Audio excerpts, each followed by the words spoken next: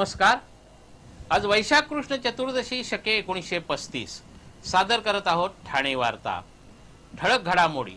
शालांत परीक्षेत ठाणे जिल्ह्याचा निकाल 88.90%। 12वी प्रमाणेच उत्तीर्ण होणाऱ्यांमध्ये मुलींचीच बाजी। 5 वर्षीय मुलीवर बलात्कार करून तिची हत्या करणाऱ्या नराधमास ठाणे न्यायालयात फाशीची शिक्षा। आणि ठाण्यामध्ये संध्याकाळ नंतर झालेल्या जोरदार पावसाने ठाणेकरांची उडवली त्रेधा तिरपीट। या आणि इतर घडामोडी विस्तृतपणे पण काही क्षणातच। शालांत परीक्षेचा निकाल अधिक लागण्याबरोबरच 65 ते 80% गुण मिळवणाऱ्या विद्यार्थ्यांची संख्या एकूण उत्तीर्ण होणाऱ्या विद्यार्थ्यांमध्ये जवळपास 28% झाल्यामुळे प्रवेशाची गंभीर समस्या निर्माण होण्याची शक्यता आहे। आज जाहीर झालेल्या निकालामध्ये 90%हून जास्त गुण मिळवणारे 9,500 विद्यार्थी असून एकूण निकालात त्यांची टक्केवारी 3.16% आहे। 85 ते 90% गुण मिळवणारे 14,924, 80 ते 85% गुण मिळवणारे 20,324, 75 ते 80% गुण मिळवणारे 24,626, 70 ते 75% गुण मिळवणारे 29,718, 65 ते 70% गुण मिळवणारे 33,061, तर 60 ते 65% गुण मिळवणारे 41,645 विद्यार्थी आहेत। त्यामुळे यंदा मुंबई विभागात प्रवेशाची गंभीर समस्या निर्माण होण्याची शक्यता आहे। एकूण विद्यार्थ्यांमध्ये 65 ते 80% गुण मिळवणारे 87,000हून अधिक विद्यार्थी असल्याने चांगल्या महाविद्यालयात प्रवेश मिळवण्यासाठी ठाणे मुंबईतील विद्यार्थ्यांना बरीच मारामारी करावी लागणार आहे। गोव्यामध्ये आयोजित करण्यात आलेल्या द्वितीय अखिल भारतीय हिंदू अधिवेशनात आज हिंदू धर्मावर मार्गदर्शन करण्यात आलं, तर काहींनी आपले अनुभव कथन केले। गोव्यामध्ये 6 ते 10 जून दरम्यान हे अधिवेशन आयोजित करण्यात आलं असून आजचा हा दुसरा दिवस आहे। या अधिवेशनाच्या पहिल्या दिवशीच्या सत्रात विविध मान्यवरांनी उपस्थित धर्माभिमानी हिंदूंना मार्गदर्शन केलं। त्याचबरोबर गतवर्षी हिंदू राष्ट्र स्थापनेच्या दृष्टीने केलेल्या संघटनात्मक कार्याविषयी आपले अनुभव कथन केले। पहिल्या सत्रात फ्रान्समधील प्रमुख मार्गदर्शक सिरियाक वाले यांनी आणि अमेरिकेतील साधक विद्यार्थी अफोलाबी मिसा यांनी हिंदू धर्माप्रमाणे साधना केल्यावर आलेले अनुभव सांगितले। त्यानंतर अखिल भारतीय रामराज्य परिषदेचे राष्ट्रीय संयोजक स्वामी प्रज्ञानंद सरस्वती यांनी हिंदू राष्ट्राची स्थापना म्हणजे रामराज्याची स्थापना या विषयावर मार्गदर्शन केलं। उत्तर प्रदेशातील आर्य समाजाचे स्वामी महेश योगी यांनी हिंदू समाजात जागृती कशी करावी याविषयी माहिती दिली। तर दुसऱ्या सत्रात हिंदू एक्झिस्टन्स या संकेतस्थळाचे संपादक कृपानंद ब्रह्मचारी यांनी हिंदू राष्ट्र स्थापनेतील अडथळे सांगितले। त्याचबरोबर पनून काश्मीरचे अश्विनी कुमार चोंगू, हिंदू हेल्पलाईन महाराष्ट्राचे पारस राजपूत यांनी संघटनात्मक कार्य करताना आलेले अनुभव सांगितले।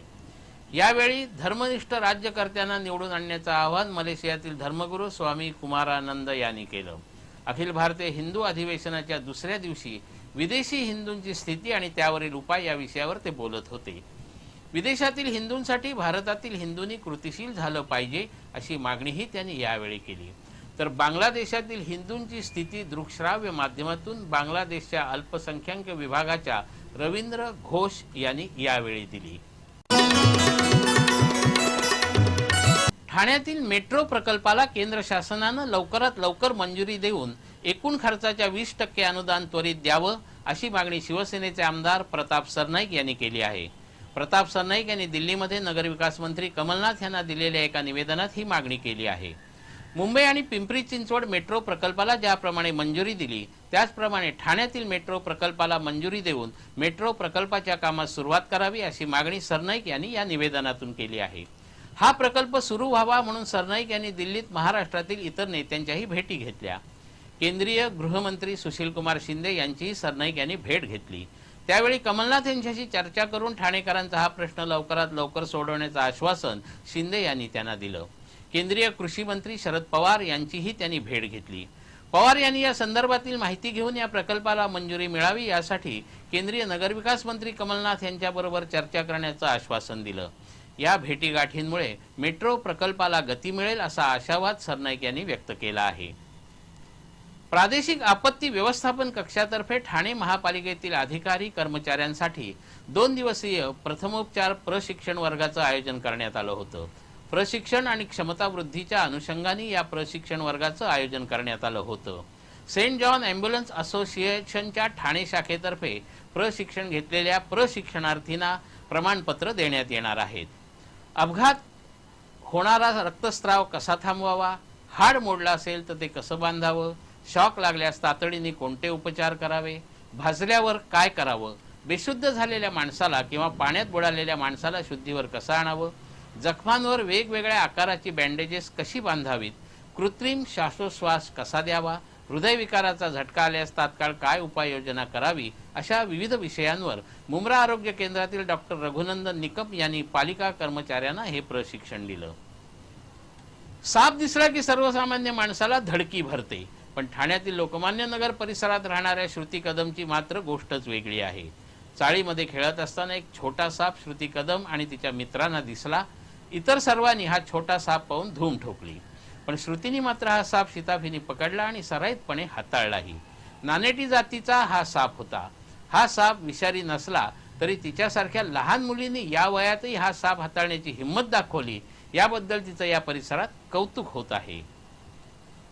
एका 5 वर्षाच्या मुलीवर बलात्कार करून तिची हत्या करणाऱ्या दत्तू रोकडे या नराधमास ठाण्याचे अतिरिक्त सत्र न्यायाधीश पी.एच. माळी यांनी फाशीची शिक्षा ठोठावली आहे।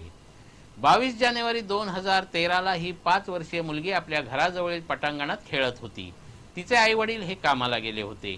पटांगणात खेळत असलेल्या या मुलीला दत्तू रोकडे उचलून आपल्या घरी घेऊन गेला आणि तिच्यावर अत्याचार करून तिची हत्या केली। कामावरून घरी परत आलेल्या या मुलीच्या आई वडिलांना मुलगी न दिसल्यामुळे त्यांनी पोलिसांकडे तक्रार नोंदवली।